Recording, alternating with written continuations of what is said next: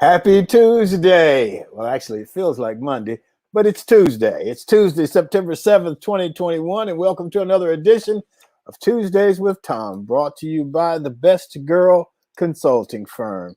So today is our anniversary. 1 year ago, we kicked off Tuesdays with Thom, not knowing exactly where we wanted to go or exactly how we wanted to get there. But today's show marks our 1 year anniversary and our 52nd show.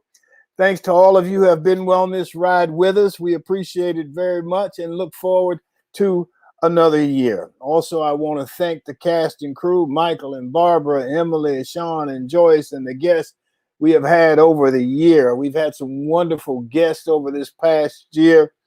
Let's see, the Destined Diva, Cheryl Jones, Auburn basketball coach Bruce Pearl, the In the Heat of the Night fan club consultant Eric Simmons, Hollywood star Michael O'Neill, Hollywood icon Stefan Deming, Son of the South Bob and Pamela Zellner, Gulfstream writer Patricia Eddington, Top 100 Women Entrepreneur 2020 Winona Satcher, the reunion show with my former teammates Mitzi Jackson, Cedric McIntyre, Reese McCall, and Sullivan Walker, Ann Tucker, chief of the Muskogee Nation of Florida, and author and Professor Randall Horton.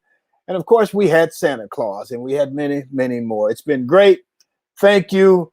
And of course, all of those shows are available at the Best Girl YouTube page. Hope you had a great Labor Day. Did you know that the very first Labor Day holiday was celebrated on Tuesday, September 5th, 1882 in New York City, after labor activists pushed for a federal holiday to recognize the many contributions workers have made to America's strength, prosperity, and well-being. As we used to say back in the 1970s, right on. Let's see. Speaking of labor, I'd like to pay tribute to the Screen Actors Guild. Without the Screen Actors Guild, I would not have had a career that has allowed me to work in 10 different states over the past 30 plus years with thousands of people I never would have met, including Alfred Woodard, Brad Pitt, Stefan Demings, Bokeem Woodbine, Lawrence Fishburne, and worked shows like Queen and Slim, Boston Legal, CSI, In the Heat of the Night, Jeepers 2, Son of the South, and nearly 100 productions, including film, television, and commercials. So thank you to the people who had the foresight to create the Guild, for those of us who labor in the film and television business, and all those who have supported it over the years.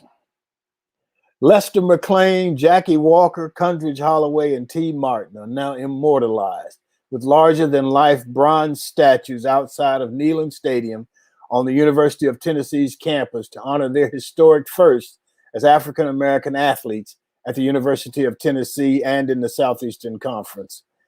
Lester McLean, who I remember well, was the first Black student athlete at the University of Tennessee.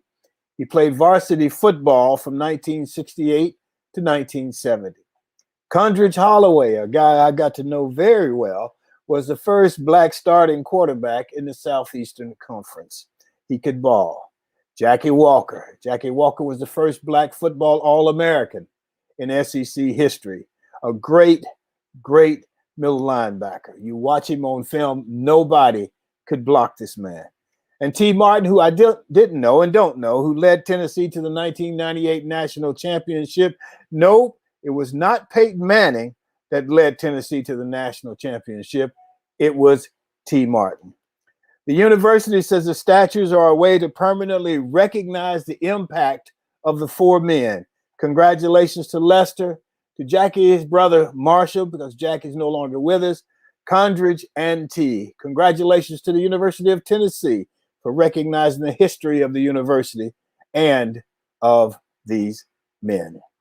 Let's see, checking in with us this morning on this anniversary show is Becky Davis Gibson from down in Tampa, Joyce Gilly Gossom, who's always with us on the show, Anthony Lamont Stayden. Anthony, how are you, brother? Ted's here doing his job, Vernell Razor, Barbara Miller, Joseph Hill, and others. Thank you all for being with us this morning. So moving on, our GList guest today is the Big D. Daryl Braden, our very first guest, is back with us on Tuesdays with Thom. If you remember, Big D wrote his memoir, Identity Crisis, Finding the Strength Within My Struggle.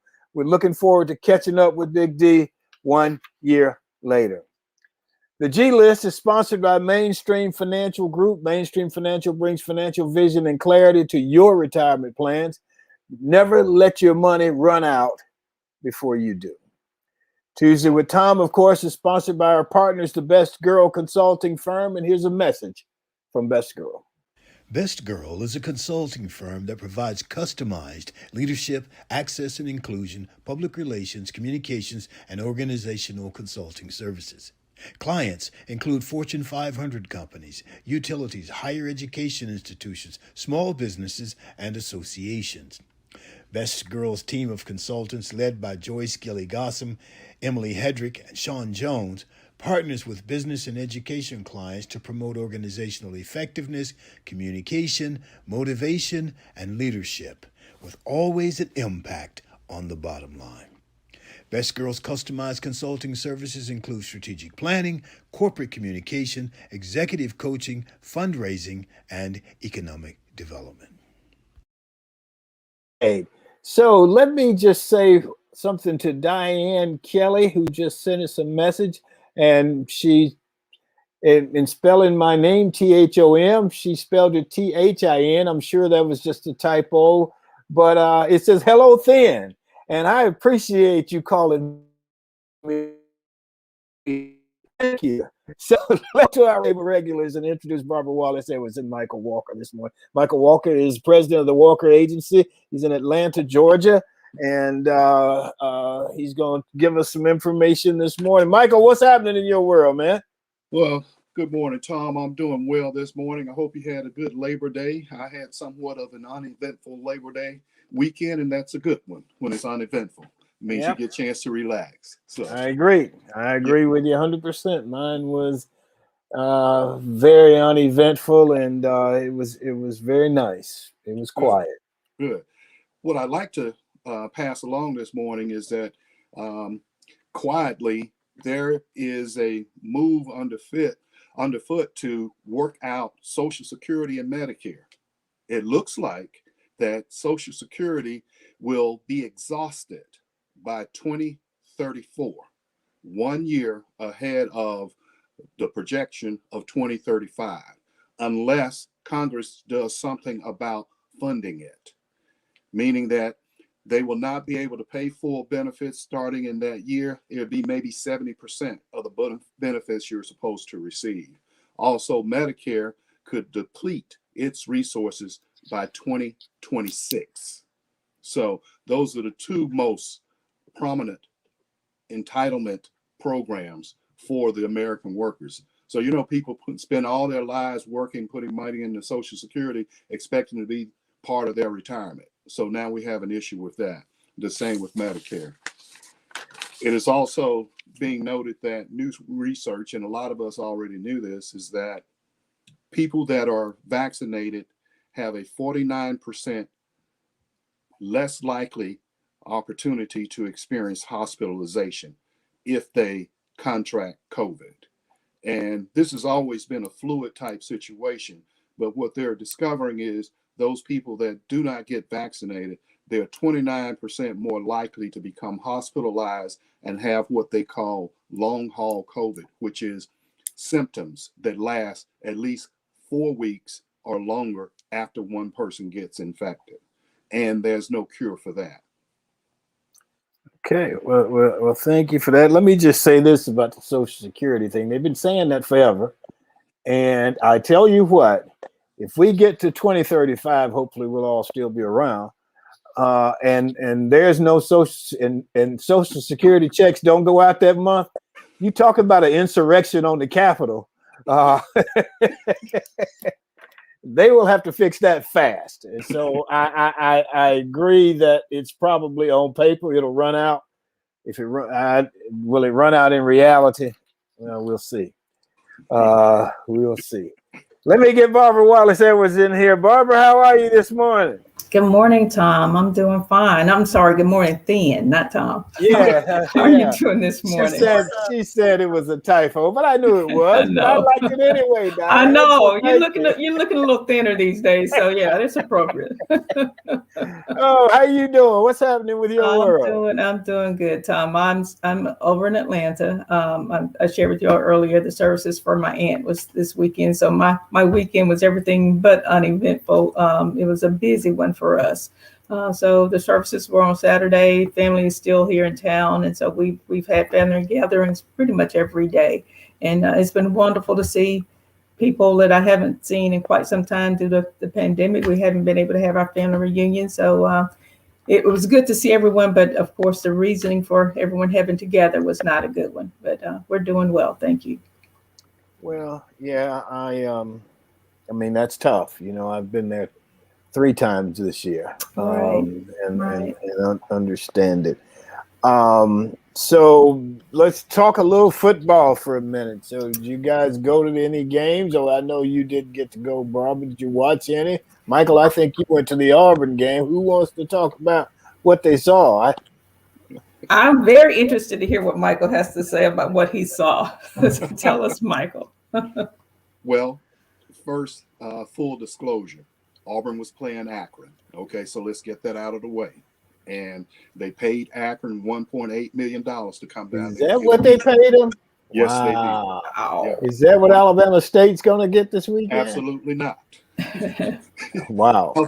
Alabama State, and I haven't seen the reports this time, but I do recall last time they came up, they received about 800 to 900,000. I guess because of the close proximity to the campus. You know, Montgomery's like 54 miles south of Auburn, so I just assume that's part of the equation. I don't know, but it'll be somewhere like 8 to 900. At least that was the last time.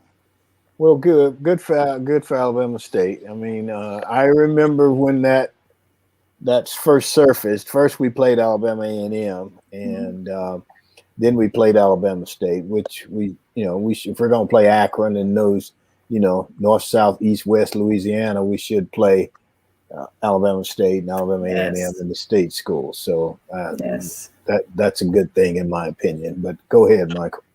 Yes.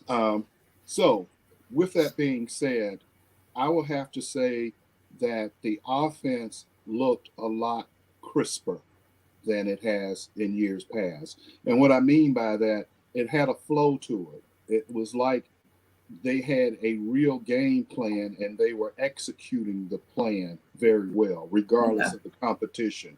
And we called more. There was more than 5 offensive plays called, like we normally do in a game. Yes, there were a lot more plays called. And the other thing is, with their formation and the plays that they ran, there were a lot of different options off of that rather than just one or two. In the past, when they would have 2 wide receivers out there, you only had 2 receivers to go through because there were no passing to the running backs out of the backfield like they're implementing now. There was no passing to the tight end. The tight end caught 5 passes in there. Yeah, I did see that. Okay. I don't think we had some tight ends that didn't catch 5 passes in their career. In their whole season, I was going to say whole 4 years at Auburn, they didn't catch 5 passes, or thrown 5 passes. So. Well, you know, I tease and compliment Reese McCall a lot that he went down to the Pro Bowl and caught more passes in one game from Doug Williamson than he did 4 years at Auburn, which is actually true. You know, the fact is he caught the balls. Okay, we didn't know Reese could catch because they wouldn't throw it to him, and he ended up going first round to the Baltimore Colts. But yes, the offense really flowed. And the other thing that I liked is that, he took Tank Bixby out and put in Sean Shivers. So he didn't just wear out one running back in a game against Akron that you really didn't need. Even the third string running back got in and got an opportunity to play. And the second string quarterback came in. So it looked a lot better this time. And you could clearly see that it wasn't so much our players as it was the coaching. Okay. At least my opinion. Yeah. All right. Well, yeah. Good. I'm glad. And we actually went north south rather than east west. I understand. So We did. that's new. So- And I understand we actually have an offensive line this year. well, Well, it's the same yeah. player that were here last year. I don't think I think the offensive line last year took some blame that they shouldn't have gotten. Right. I think just like Jeremy Johnson did. I think, when it wasn't going well, they blamed the players, and that's not Right. cool. Right. It's never been cool. What else is going on with you guys? Tom, I was going to ask, did you all watch the Vanderbilt game? I didn't get a chance to watch any of that, but didn't they get beat by like East Tennessee State or somebody? I mean, that kind of surprised me. They did. They lost, I think, 21-3 or 28-3 at home. Wow. It was East Tennessee State. Yes. Okay. So Okay. the issues with Vanderbilt continues. Yeah. I don't know what they do. I don't think it would do them any good to get out of the conference. I don't, No. probably get more money being in the conference. LSU lost, didn't they? They lost to Yes. UCLA. Yes. They did. Nobody. Where did they play? In California. Okay. Yeah. The thing I found most, and you asked me for what I found most interesting about the games this weekend is that very few of them were actually interesting. Did anybody think Miami was going to even be competitive with Alabama playing in Atlanta, which is really a home game for Alabama? Right. I'd like to see more competitiveness, and I think throughout the year you find about 5 or 6 games where both teams have a legitimate chance to, and this past weekend that wasn't the case. At least I didn't say. I guess Georgia and Clemson was the closest you came to 2 teams being fairly equal, and both teams having a chance to win the game. Well, there was one game that actually stuck out in my mind, and that was the Florida State Notre Dame game, which was played in Tallahassee. Yeah. And it went into overtime. Notre Dame was ranked in the top 15, I think, and Florida State was unranked. And Florida State gave them all they could handle, as a matter of fact. Well, and I think what evened that up more than anything is that they played in Tallahassee. And so, Notre Dame was a higher ranked team, but they had to go on the road and beat a pretty good team. Right. So I agree with you on that. It's just, it would be a little more interesting if the teams were evened up a little bit. That's true. They got a chance to play each other. All right, so everybody seems like they didn't do a whole lot on Labor Day. They didn't do any laboring, at least.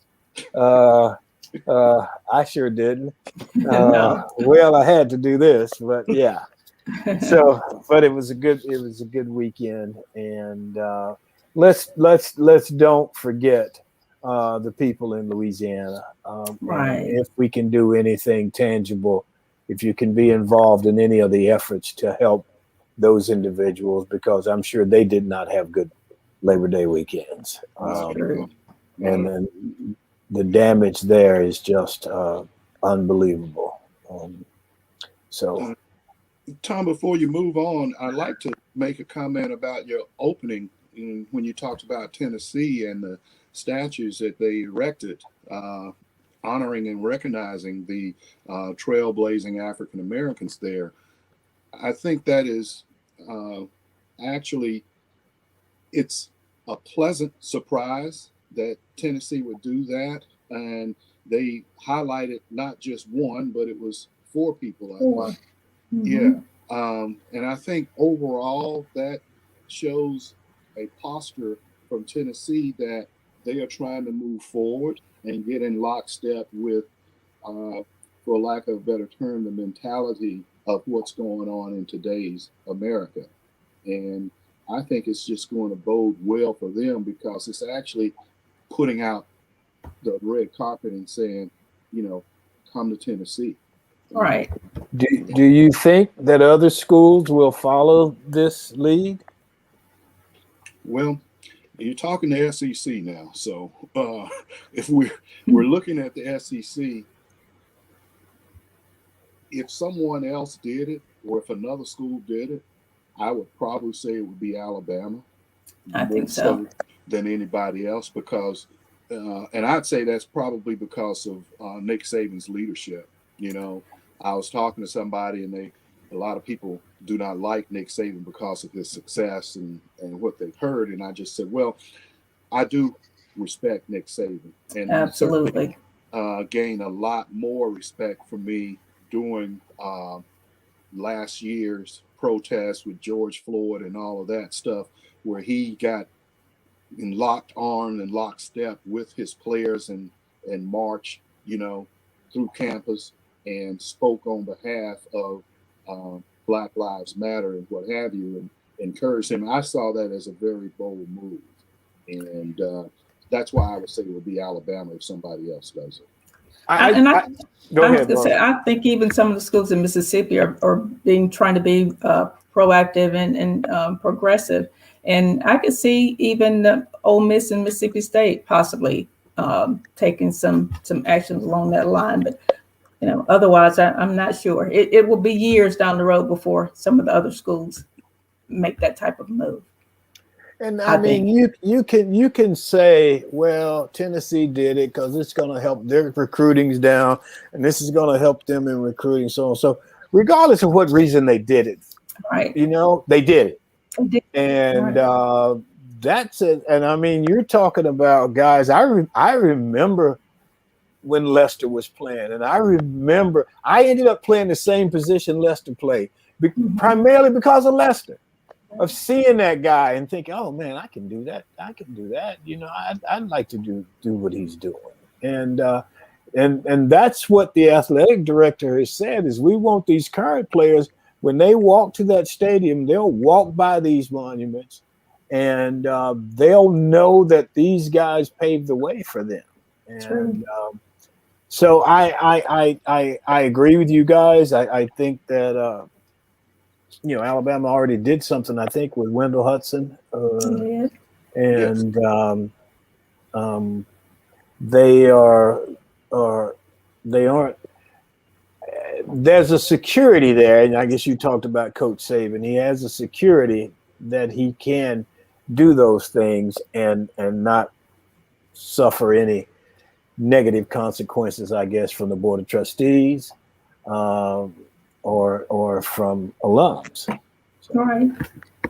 It'll be interesting to know who initiated that move at Tennessee. Was it the coach? Was it the football players protesting? It would be. Yeah. Was it Board of It would Trustees? be. I talked to Marshall, who is Jackie Walker's. You know, I was involved, and I'll just say that I was involved in doing a documentary and still involved in doing a documentary about Jackie Walker. I can just tell you when we played them and we would watch him on film, nobody could block him. He was an incredible guy. And at this point in time, you know, he made All-American and he was the captain, voted by his teammates to be the captain of the team, which was pretty phenomenal for that time and period.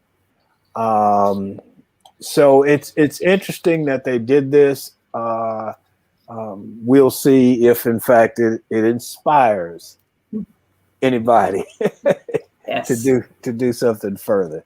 Matter of fact, I'm going to chat on that right at the end. So let's see. Let's go to the G list and get one of our favorite guests back on here, who's after celebrating our 1-year anniversary. But the G list is where everybody is a star, and it's sponsored by Mainstream Financial Group. Let's hear from Mainstream Financial Group provides financial services for both individuals and businesses.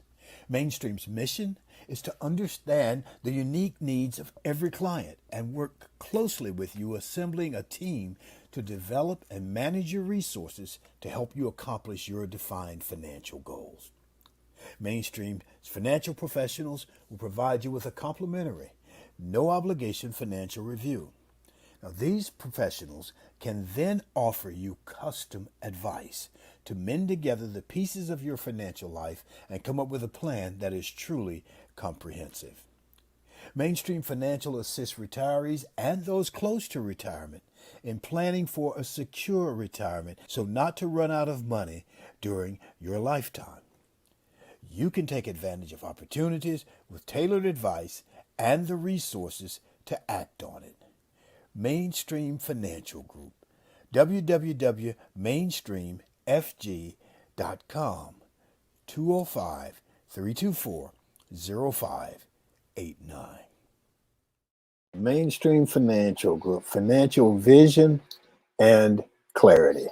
So let's get to our G-List guest for the day. Remember, Hollywood has the A-list, and here on Tuesdays with Thom, we have the G-List, where everybody is a star. And today's G-List guest was our first guest on Tuesday with Thom.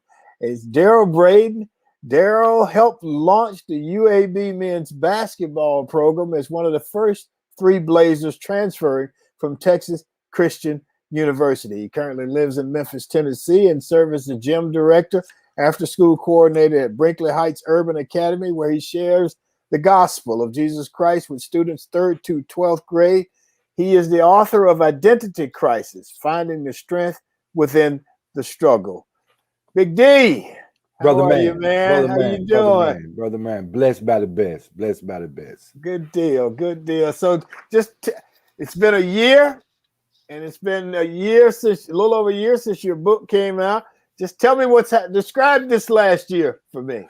Well, first, let me give praise and honor to the Most High God for just blessing me, man, for his favor, for allowing me to see another day. And thanks to you, Thom, for this awesome opportunity and privilege and blessing me to be.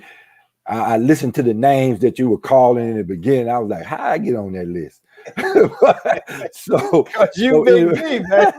anyway, it's a tremendous honor, man, and a blessing, man, to not only be the guy who helped kick the show off, but to be invited back on the first anniversary. And I thank God for you, Thom, and I continue to pray for his blessings and favor for your life as well. Well, thank you. So appreciate it. So right now, like I said, God is still doing some amazing things in my life. I've moved my ministry to Brinkley Heights Urban Academy. It's a Christian charter school with about 150 students, where I serve as the gym director and the after-school coordinator, where you said, of course, I share the gospel of Jesus Christ with the students from 3rd to 12th grade. God is truly blessing my efforts. I recently partnered with Slim and Huskies. It's a Black-owned pizza operation, and they have about 6 locations: Sacramento, Nashville, Tennessee, Atlanta, and even one here in Memphis right now. So, and there's three of my frat brothers, young African American men, who all attended Tennessee State, and they blessed me once a month to provide pizzas for my kids, and that's a tremendous opportunity, man. You know, so yeah, the book is doing well. I'm following the Master P concept, selling them out of my trunk. You know, I figured I can do the same thing Amazon can do. I can put them in the mail myself, and I've sold over 1,200 copies, Thom. Man, it's amazing, man. Good for you, man. My book has been read from coast to coast. I mean, you know, through the relationship that I developed over the years, people have really supported me, man. And I just hope my book serves as an inspiration and a message to people who need it, especially to the student athletes that's coming out now. You called me up and you said, Thom, I want to write this book. I said, what's the first thing I should do? What did I tell you? Just start right, Big D. Just start right. But you know, Thom, you always been an inspiration to me, man. You know, even back in the day, man. I think my desire to write the book came from you. Because you remember when I first attempted to go back to school, and you loaned me your bicycle, and you wrote that piece in the magazine about Big D keep paddling. Yeah, and I would ride Thom's bicycle from my apartment to campus because I didn't have a car then. You know, my life was in a different place, and I mean, you know, and God has truly truly brought me a long way. So yeah, Thom, you've been very instrumental in my life for a long time, brother, and I appreciate you. Well, thank you, man. I appreciate you. And I just, again, I go back to when you guys brought college.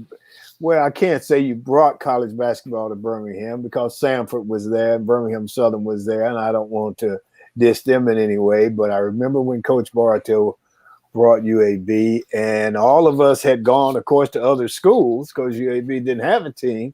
And we were just so proud. And I remember watching UAB play Ralph Sampson in Virginia and teams like that, and going to the NCAA tournament, the NIT tournament. It was just wonderful. And, of course, UAB is doing great things now. I don't know if you've seen their new football stadium downtown Birmingham and how the campus is growing.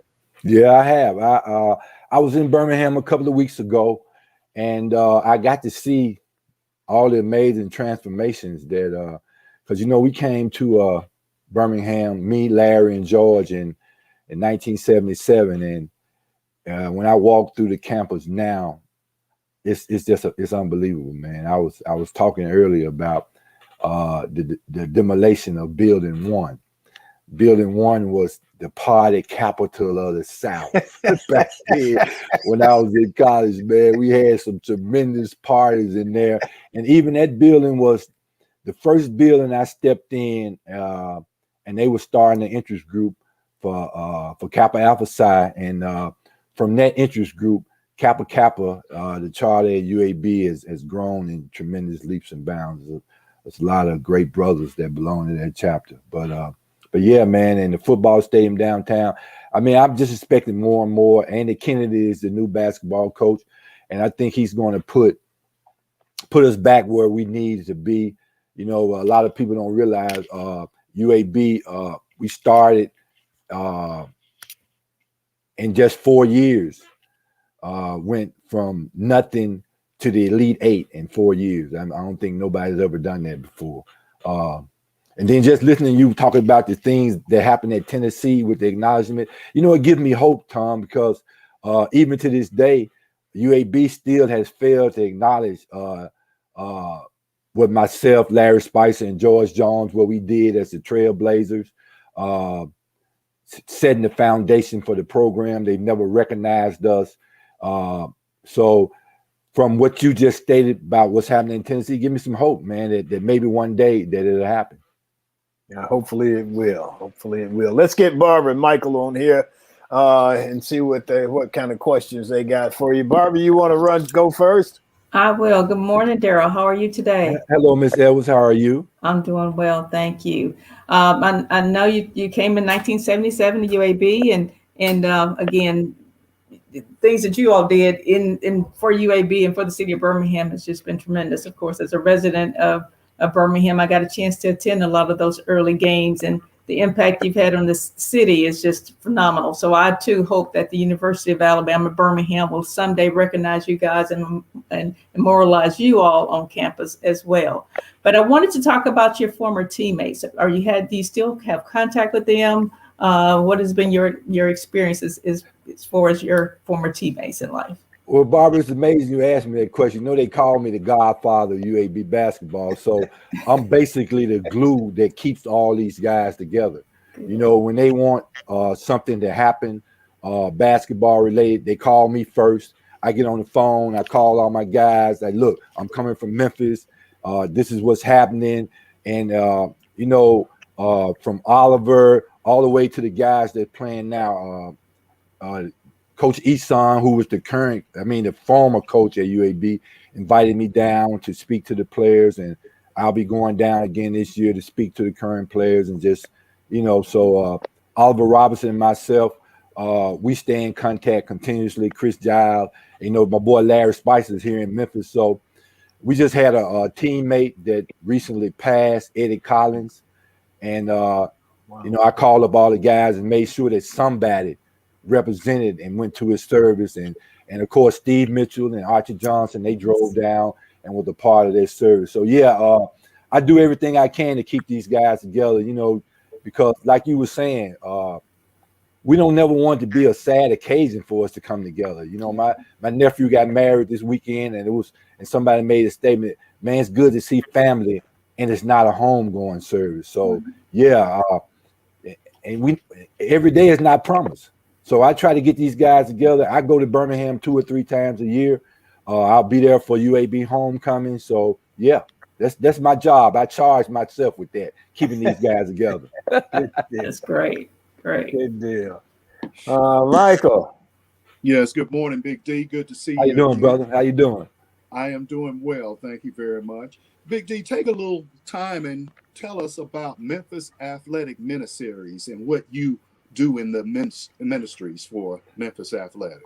Well, unfortunately, Mychal, I no longer work for Memphis Athletic Ministries. If you read the book, after 16 years, I think a little intimidation factor came in and they let me go. But the thing that they didn't realize that I was, you know, we talk about being a part of the creation, but when you know the creator, then that's a different level. I knew the source of the who financed the ministries. So when they let me go, for the last 3 years, he's funded my own ministry. So right now, I'm doing my own thing, but I'm still doing the thing that God has purposed and blessed me to do, to share the gospel with young people, because, you know, it's a different world out here. The kids are not being raised the way we were. My mother, she was a real stickler for and it's my formula for success, what I give the kids: God first, education, and good character.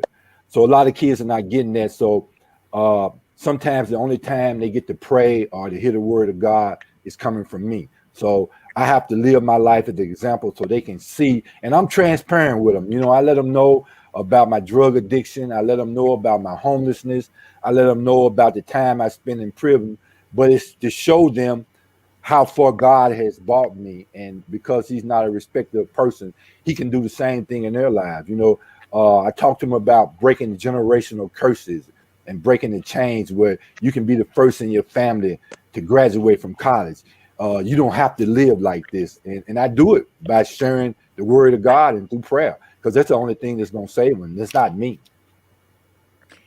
Well, that's an excellent commentary from you, because my second question was going to be, what's it like trying to minister to today's youth? Because of what you've said, they have so much influence and interference and disruption with social media, and people taking freedom and liberty to the extreme, meaning they can do whatever they want to anybody else and all of that. So how receptive are they when you start to talk to them about Christianity and believing in Christ and that stuff? Well, you know, the first thing I do, Mychal, is I try to reach the parents first, because, you know, parenting is the first line of what these kids need. And parenting has changed so much.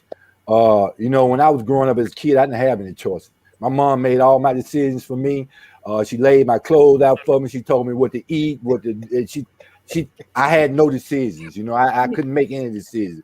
So now what we're doing, these parents, they're trying to be these kids' friends, and they're giving children adult decisions to make, and they thinking with childlike minds. So how can you make an adult decision and you speaking like a child? You know, the Bible speaks specifically about that. When I was a child, I thought and I reasoned as a child. So why would you give a child an adult decision to make, and they thinking with a childlike mind? So the first thing I try to do is get to the parents, you know, and that probably can be one of the most difficult things. But and then I talk to them about social media. You know, a lot of my kids, you know, they with this Facebook, TikTok, and all this, and I'm on Facebook, but I'm not Facebook friends with any of them. They all, Coach, be my Facebook friend. Look, I ain't got no friends your age. So I mean, what I look like being friends with a 12-year, 13. I ain't got all my friends my age or older. You know, I don't need you. You know, I see you up here at the gym and we share the gospel. I teach you a little basketball, but nah, I ain't got no friends your age. So the social media, and you know, the most important thing I try to teach them is social skills. You know, because our kids are so caught up in this social media, they don't know how to talk to each other. You know, when I first started, it was so amazing to me. Well, I would call them on the phone and they wouldn't answer, and then I send them a text and they respond. I'm like, what's that's all about? Right. I said, you don't know how to talk, and then they respond with all these misspelled words. I said, I can't read that. What that mean? So, you know, it's been an amazing challenge, man. But I think God has equipped me to. I mean, through all the experiences, all the ups and downs in my life, I think God has equipped me to be able to share a message. And because I was a former athlete and a pretty good basketball player, that's the hook. You know, that's how I get them in the gym. You know, because you know they like to talk a lot of noise, but I'm still undefeated in horse. They can't beat me. You know, I have to spot them a couple. I tell them all the time, if you can't make 2 in a row, you can't beat me. So, that's a done deal. But I stand on this. What I call the formula for success is something my mom gave me at a young age, and it's God first, which says, "Seek ye first the kingdom of God and His righteousness, and all things can be added unto you." Education, because knowledge is power. Education is the key to unlock any door in your future, and good character. The Bible says good character is better than silver or gold. So if I can instill them 3 characteristics in their lives, I think it makes a difference. I think it does. Yeah. Daryl, I'm sorry, I was laughing so much because you said so many things that I could relate to. And I remember having a conversation with my former wife regarding our children, because she had picked up a book, How to Raise Black African-American Kids in Today's Society and stuff. And I looked at her like, I don't need that book. I know how to raise kids. Yeah. And she was big on sitting down, talking with them, giving them input into decisions. And I said, there's no negotiation here. They do what the hell I tell them to do. There you go. There you go. End of discussion. She should have picked up the Bible. That's the book she should have picked up. Exactly. Yeah. I think, you know, you talk about the kids, you know, one of the things I talk to kids about, teammates, and I spoke to the Auburn team last year, is legacy. And what you do now follows you from now on. And you know, you talk about your past and you talk about the things that you did that were, you know, when you talk about change, you have, oh, I think I need to change this, because if I can get it to this, it'd be great. But then there's that part called the messy middle, where you're trying to change and you ain't quite there yet, and it just gets real messy. And I think if the kids can understand, we have the guys I played with, we have a thing called teammates for life, and we are teammates for the rest of our lives. And we work together, we look out for each other, and so on and so forth, and understand that what we did as young men, that's not who we are anymore. We're something totally different, and we have opportunities that are totally different. And so I don't know. I try not to be hard on the young people. They've got to learn just like we had to learn. And so we give them that opportunity, you know, but to create a legacy. So, Barbara, you got anything else for Big D? Yes, Daryl, I was going to ask you about the pandemic and COVID. How has that impacted your involvement with the children, especially the after-school coordinator? I don't know if there's a mask mandate there at the school of where you are. You know, I'm sure getting the vaccine is not required, but how have you maneuvered all of that? Social distancing required. Tell us about that whole experience. Well, it's amazing you asked that question, because right now I'm facing a situation. But when COVID hit last year, I had to shut my whole program down because, you know, they stopped. School had became virtual. So the kids, they learning from home. It was no need for an after school program. But thanks to the graciousness of Staley Cates and the Poplar Foundation, they continue to pay me. So right now, I have some COVID cases at the school now. So right now I'm temporarily shut down again because a couple of the kids have been affected, and even a couple of the teachers. So right now, I'm just continuing to meet with the pastor, continue to do things on the outskirts, until we can get a handle on it. But I'm continuing in prayer for the kids and the school, and and they can always reach me by phone. So COVID has definitely affected my programming, but we still trying to move forward in any way that we can right now. Yeah, right. I think one thing you said, Daryl, you heard all those names and you said, well, how did I get on this list? Well, the G list really is about character, and it's about who you are as a human being. And most of the people who have come in on the G list, they've accomplished some things, but I think we really honor them and speak with them because of who they are as human beings.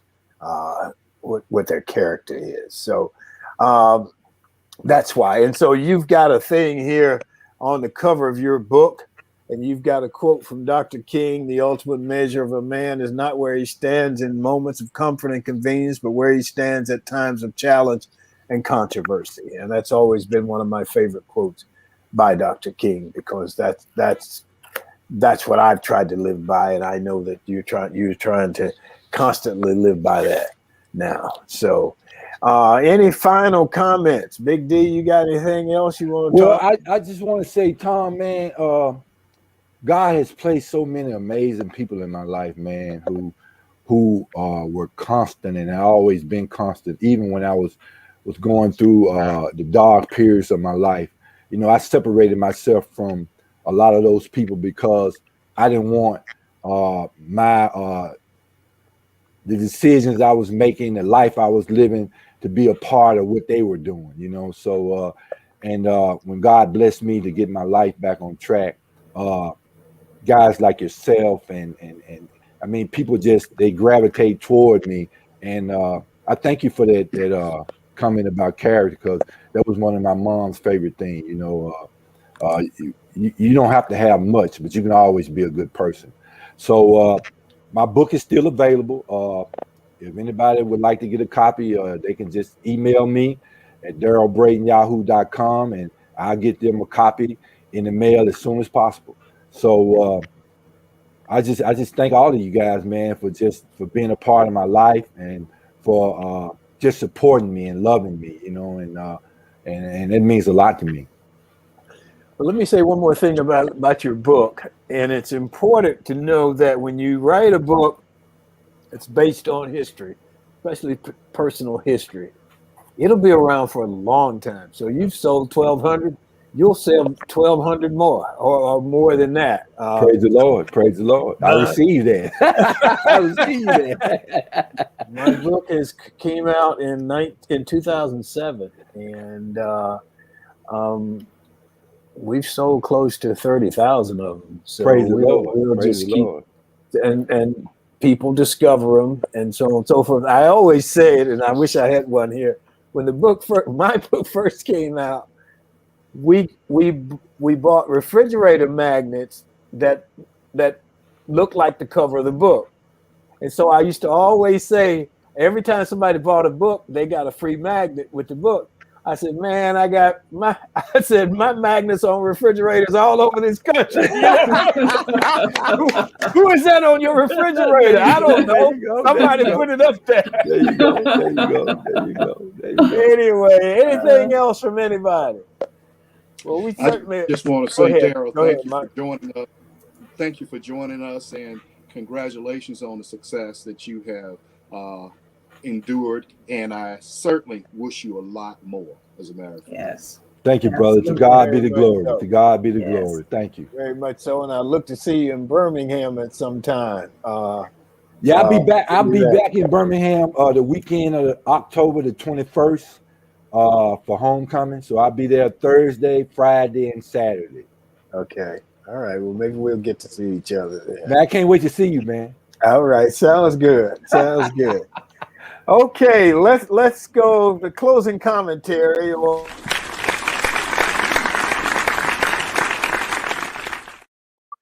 Today's show with Big D, looking back over his career as one of the first basketball players on the UAB basketball team.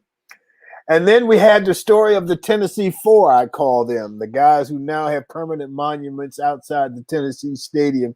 It makes me look back at my own career and my own alma mater and wonder when.